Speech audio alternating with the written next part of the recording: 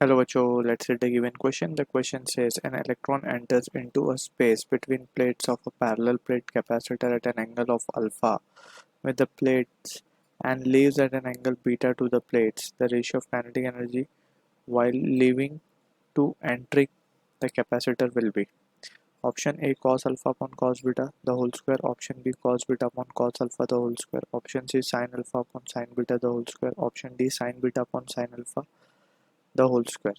So इस question का जो की concept we need to understand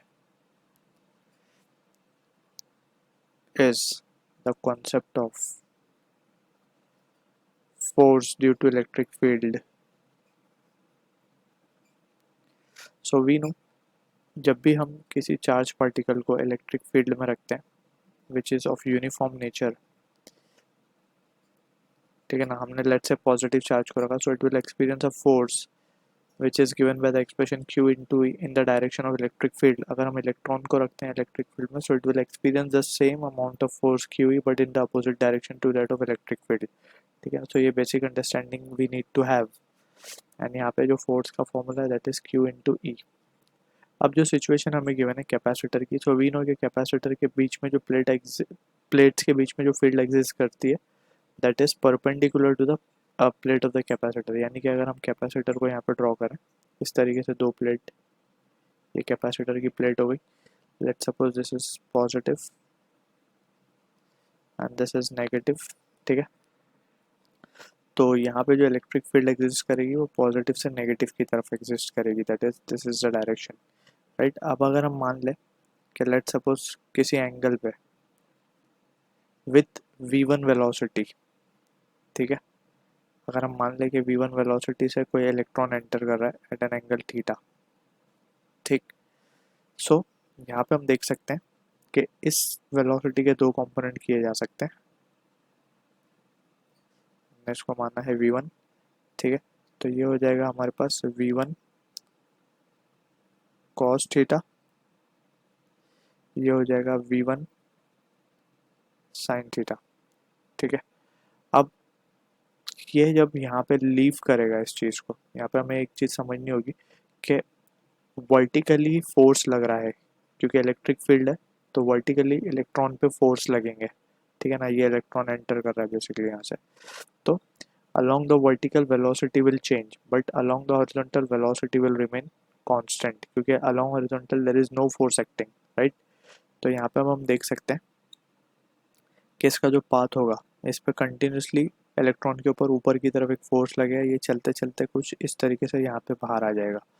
इसको हम थोड़ा सा ऊपर दिखाते हैं, ये कहीं यहाँ से बाहर आएगा with let's say v2 velocity से ये बाहर आ रहा है. ठीक है, and this is been given के ये जो है angle initially it was making, हमें बोला गया था विद द प्लेट, यानी कि ये एंगल हमें अल्फा गिवन था पहले. ठीक है, lives at an angle beta, अब ये बीटा से लिव कर रहा है, so let's suppose this is our angle beta. तो इसके दो कंपोनेंट अगेन हम कर सकते हैं वेलोसिटी के, ये है v2 हमारा, तो ये हो जाएगा v2 cos बीटा एंड इसका एक और vertical component v2 sin beta. ठीक है, यहाँ पे हमें पता चल रहा है कि along horizontal velocity component will remain the same, यहाँ पे थीटा अल्फा आएगा यहाँ पे. ठीक है, so we can say therefore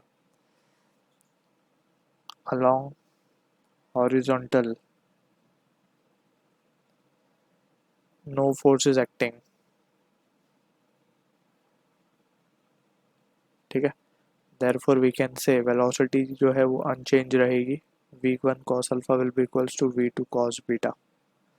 ठीक, अब यहाँ से हमें क्या निकाल सकते हैं, हमें फाइंड करना है the ratio of kinetic energy while leaving to entering. Leaving to entering means v2 upon v1 हमें निकालना है, वो क्या आ जाएगा cos alpha upon cos beta. Right, हमें काइनेटिक एनर्जी चाहिए, तो just it will be simply square कर देंगे both side, so v2 upon v1 का the whole square and that will be representing the kinetic energy 2 and 1, क्योंकि half M दोनों तरफ से कैंसिल हो जाएगा and that will be equals to cos alpha upon cos beta the whole square. So this is the answer for the question. अगर हम options को देखें तो option A will be the correct answer for this. I hope you understood the solution. All the best.